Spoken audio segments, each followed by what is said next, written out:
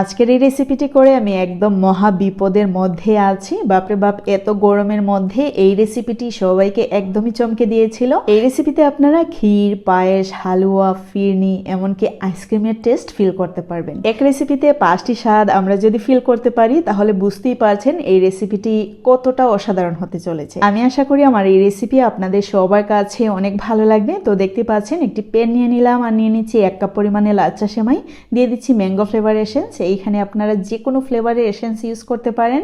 দিয়ে দিচ্ছি 1 চিমটি পরিমাণে লবণ আর দিয়ে দিচ্ছি চিনি। এই রেসিপিতে অবশ্যই চেষ্টা করবেন চিনি এবং সেমাইয়ের পরিমাপ যেন একদমই সেম থাকে। দিয়ে দিচ্ছি 3 টেবিল চামচ পরিমাণে কাস্টার্ড পাউডার।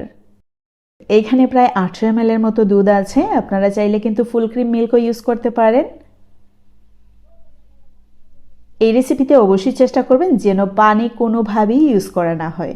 কারণ হচ্ছে যদি কেউ এই রেসিপি দেখে আপনারা বাসায় তৈরি করেন আর যদি সেম টেস্ট না পান তাইলে অবশ্যই কমেন্টস করে আপনারা জানাবেন যে মজা হয়নি বা হ্যান তেন অনেক কিছুই বলতে পারেন। তাই জন্য বলছি এই রেসিপি যেইভাবে করেছি, যা যা ইনগ্রেডিয়েন্টস আমি ইউজ করেছি অবশ্যই আপনারা সেম ইনগ্রেডিয়েন্টস ইউজ করার চেষ্টা করবেন, এমনকি বাসায় ট্রাই করে আমাকে কমেন্টস করে জানাবেন কেমন হয়েছে। তো দেখতে পাচ্ছেন আমি কিন্তু চুলায় অলরেডি জাল বসিয়ে দিয়েছি। যখন একটু ঘন হয়ে আসবে তখনই কিন্তু আমি চুলার আগুনটা অফ করে দিলাম আর ঢেলে নিচ্ছি একটি মিক্সিং বাউলে।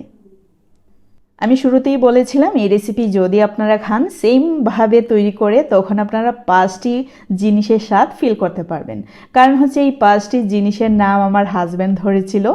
একবার বলছিল আইসক্রিম, একবার হালুয়া, একবার ক্ষীর, পায়েস, মানে উনি অনেক রকম মন্তব্য করেছিলেন, আমার খুবই ভালো লেগেছিল। আর বলেছিলেন যে আসলে ফুলকলিতে বা অন্যান্য রেস্টুরেন্টে যে ডেজার্টগুলো পাওয়া যায় ছোট ছোট কাপে, এইগুলো থেকে অনেক বেস্ট হয়েছে। আর এই কথাগুলো শুনে সত্যি অনেক ভালো কাজ করছিল আমার মনের মধ্যে। আমি ভাবছিলাম যে আপনাদের সাথে সেই কথাগুলো শেয়ার করতে পারবো। আর সত্যিই অসাধারণ ছিল, আমি নিজেও তো খেয়েছি, অনেকটা স্বাদই কিন্তু ফিল করা যায় এই রেসিপিতে। তো দেখতেই পেলেন আমি কিন্তু 2 থেকে 3 মিনিটের মতো বিট করে নিয়েছি। যাদের হাতের কাছে ইলেকট্রিক বিটার নেই তারা কিন্তু ব্লেন্ডারের সাহায্যেও ব্লেন্ড করে নিতে পারেন। অ্যাড করে নিচ্ছি 1 কাপ পরিমাণে নারকেল কুচি, যেই পরিমাণে চিনি সেই পরিমাণে সেমাই এবং সেই পরিমাণে নারকেল কুচিও ইউজ করতে হবে। নারকেল খুব ভালো করে মিশিয়ে নেওয়া হয়ে গেলে আমি ঢেলে নিচ্ছি আইসক্রিমের কৌটাতে। আমার মনে হয়েছিল এই কৌটাতে খুব ভালো করে সেট হবে, তাই জন্য এই কৌটাতে নিলাম। আপনারা চাইলে কিন্তু যে কোনো ডিশে আপনারা সেট করে নিতে পারেন। গার্নিশ করে নিচ্ছি বাদামের সাহায্যে। এইখানে অবশ্যই আপনারা আপনাদের পছন্দ মতো ড্রাই ফ্রুটস দিয়ে সাজিয়ে নিতে পারেন। এখন ডিপ ফ্রিজে রেখে দিচ্ছি প্রায় 2 ঘন্টার জন্য। যাদের হাতের কাছে আরও সময় থাকবে তারা কিন্তু 4 থেকে 5 ঘন্টার জন্য রেখে দিতে পারেন, তাতে করে আরও ভালো হবে।